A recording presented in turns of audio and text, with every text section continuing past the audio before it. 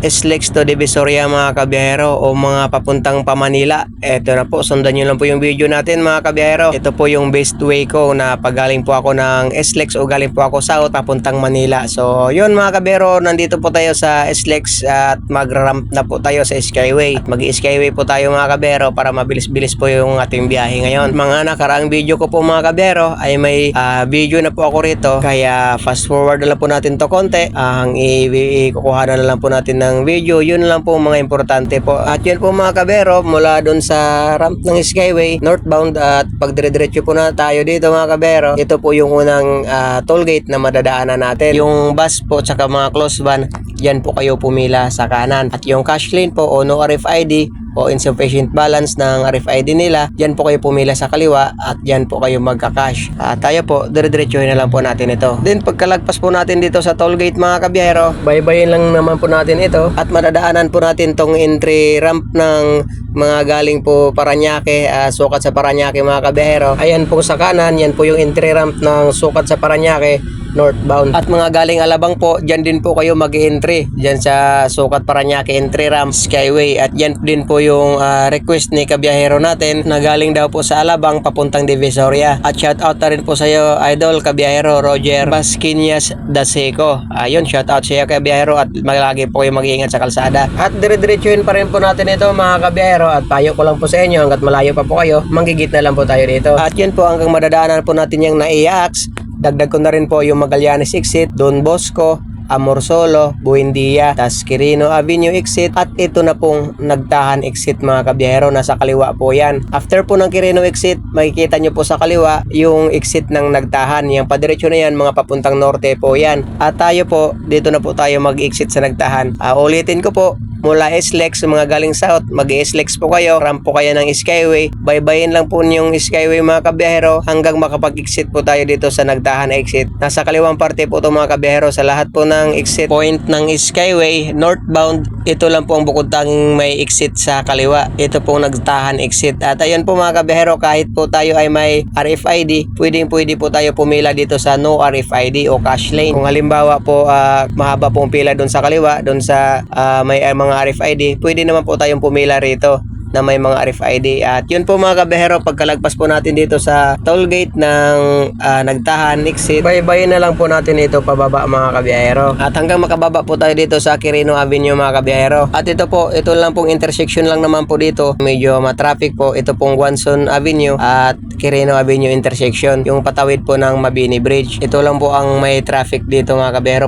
Pero hindi na po kayo magtatagal dito ng mga 10 minuto. At yun, pagkatawid po natin sa intersection ng Guanzon Avenue at Quirino Avenue intersection, pagkatawid na po natin dito sa Mabini Bridge, manggigilid na po tayo sa kaliwa. At pagkababa po rito mga kabiyahero, kasi yung sa kanan na yan, mga papuntang Santa Mesa po yan, Magsaysay, at mga papuntang Ligarda, mga palabas po ng Mendiola o Parecto yung sa kanan na yon. Kaya tayo po, mananatili lang tayo sa kaliwa hanggang makapag-ramp po tayo dito sa flyover po ng Nagtahan. Ito po yung Nagtahan flyover mga kabiyahero. Ang baba na po nito sa Sampaloc at Lacson Avenue na po ito mga kabiyahero, ang pagbaba po natin dito sa Nagtahan flyover.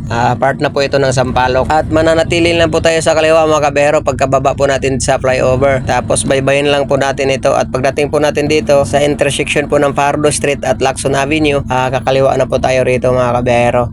At paalala po, kung kayo po ipadretso, wag na po kayong pumisto rito. At yung araw po dun sa likuran ay padiretso, pero pagdating po dito sa intersection, pakaliwa o left lane, mas turn left na po ito. Ayun po, o left lane, mas turn left na po ito rito mga kabiyahero. Kaya kung kayo pwede diretso, wag na po kayong pumisto dito sa kaliwang parte para hindi po kayo mahuhuli. At yun, dire-diretso o baybayin lang po natin ito mga kabiyahero pag nakakaliwa na po tayo rito sa Pardo Street. At bilangin nyo po, pangalawang intersection o pangalawang kanto po, kakanan na po tayo rito. Dito po sa Cayco Street mga kabiyahero. Tapos po, pag nakakanan na po tayo rito, dire-diretsuhin na lang po natin itong Cayco Street mga kabiyahero. Tatawid po tayo ng Earnshaw. Ayan po mga kabiyahero, tatawiran po natin itong Earnshaw. At habang binabaybay po natin to, shout out po tayo mga kabiyahero. Shout out po kay Idol Alfie June Besperas from Pangasinan at kay Idol Mabs Bohol Shoutout sa iyo kabiyahero. At kay Idol Karonda TV, salamat po kabiyahero sa paalala mo at ingat ka rin po palagi. At kay Idol Jomar Paragas from Pangasinan din po, shoutout po sa iyo mga taga Norte. At kay Idol Abdun Asis from Magallanes, Cavite. At yun, shoutout po sa toda nyo dyan mga kabiyahero. Yun, shoutout po sa inyo lahat mga kabiyahero at mag-ingat po kayo palagi sa kalsada at God bless po sa inyo. At sa mga magpapa-shoutout po,